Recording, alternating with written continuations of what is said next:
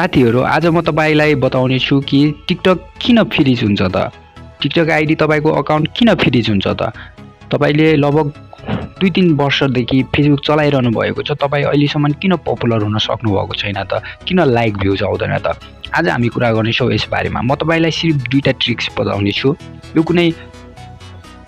तपाईलाई app download गरेर यस्तो गर्नु म कुनै पनि भन्दैन यो ट्रिक आफूले अपनाउने हो आफूले मेहनत गर्ने हो यो ट्रिक गरे भने 100 मा 90% चाहिँ तपाईको सम्भव छ है म 100 मा 100% चाहिँ भन्न सक्दिन तर 100 मा 90% चाहिँ सम्भव छ त्यसैले तपाई आजको भिडियो पुरै हेर्नुहोस् र आजभोलि धेरै जस्तो टिकटक युट्युबहरुमा चलेको छ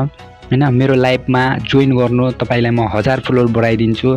अरे बाबा त्यहाँ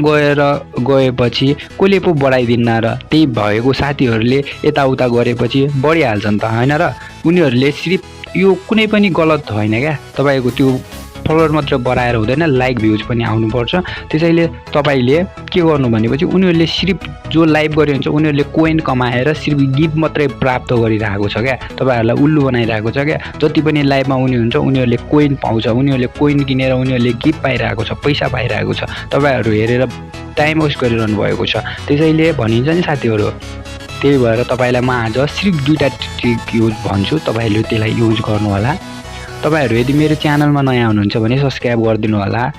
म यस्तै टिकटकको बारेमा सबै कुराहरु ज्ञानहरु ल्याएर आउने छु तपाईलाई कुनै पनि असंख्य लागेको कुनै पनि नजानेको कुराहरु तपाईहरु कमेन्ट बक्समा लेखिदिनु होला म तपाईलाई पुरै डिटेलमा सम्झाउने कोसिस गरेर म त्यो भिडियो ल्याएर आउने छु त्यसको लागि भिडियोलाई स्टार्ट गरौँ धेरै लामो भिडियो पनि नगरौँ सिर्फ तपाईलाई के गर्नु छ त भनेपछि फ्रीज किन हुन्छ त आईडी तपाईले गल्ती गर्नुहुन्छ त्यसकारणले हुन्छ अर्को कुरो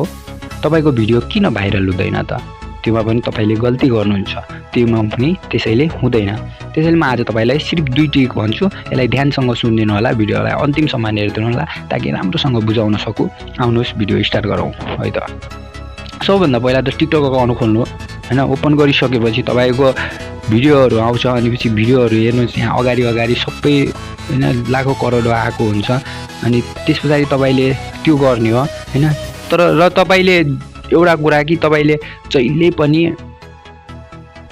भिडियोहरु पोस्ट गर्नुहुन्छ जब तपाईले डिलिट गर्नुहुन्छ क्या तर त्यस्तो गल्ती कहिले पनि नगर्नुस् जहिले पनि तपाईले भिडियो अपलोड गरिसकेपछि मन परेन हैन 2-3 दिनपछि डिलिट गर्ने बानी हुन्छ जसको पनि कसैले अहिलेसम्म नगरेको कोही छ सबैले गर्नुहुन्छ त्यसकारणले तपाईको आईडी फ्रीज हुन्छ अब तपाई भन्नुहुन्छ होला ठुलठुला मान्छेहरु ठुलठुला टिकटकरहरुले पनि त गर्छन् त्यस्तो गर्नु हुँदैन उनीहरुले गर्दैन उनीहरुले सिर्फ प्राइभेटमा राख्छ तपाईहरुले कहिले पनि टिकटकमा भिडियो अपलोड गर्नु भयो भनेपछि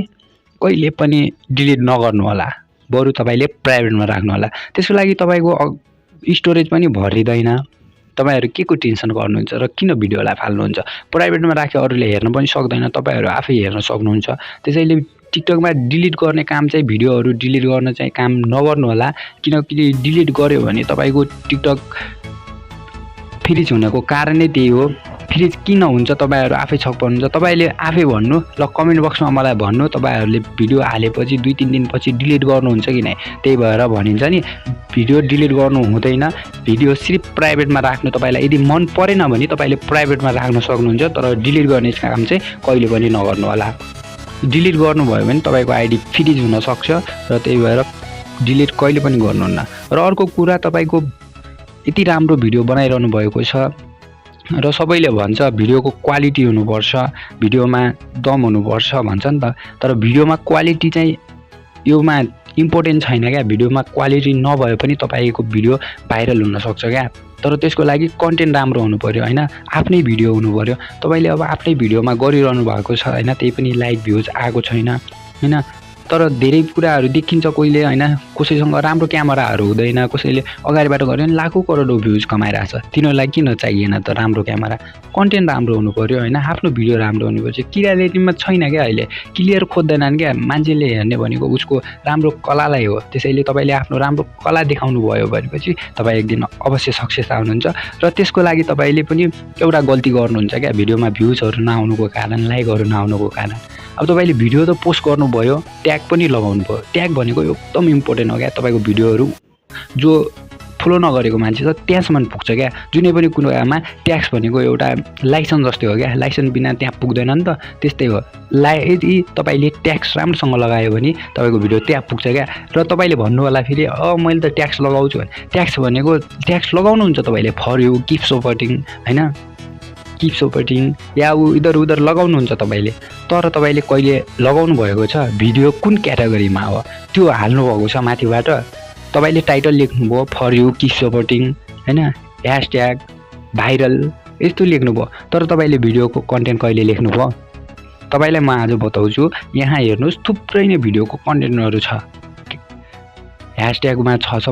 सबै मिल्छ। तपाईँको भिडियो कुनमा पर्छ सिर्फ तपाईँले यो ह्यासट्याग युज गरेर तपाईँले आफ्नो भिडियोमा हाल्ने। तपाईँको अब डान्समा पर्छ वर्किङ मी होइन, सिङ्गल लेडी, तपाईँलाई यहाँ हेर्नुहोस् मिलियन बिलियनसम्म छ क्या, अनि लाइकहरू आएको छ क्या, यिनीहरू युज गर्ने हो क्या तपाईँले भिडियो। तर तपाईँले फेरि यहाँ बिलियन आएको छ यो युज गर्छु भनेर हुँदैन कि। तपाईँको भिडियोको कन्टेन्ट कुन किसिमको छ त त्यो कन्टेन्टमा ठ्याक्क म्याच गर्नु पऱ्यो क्या यो भिडियोले। अनि तपाईँको भिडियो त्यहाँसम्म पुग्ने, अरूको सामु पुग्ने, अनि लाइक भ्युजहरू आउन सक्छ। त्यसैले भन्छु नि म तपाईँहरूले यो चाहिँ गर्नु होला। र साथीहरू यदि तपाईँलाई यो भिडियो मन पर्यो भने चाहिँ लाइक गरिदिनु होला, र तपाईँले अहिलेसम्म सब्सक्राइब गर्नुभएको छैन भने सब्सक्राइब गरिदिनु होला।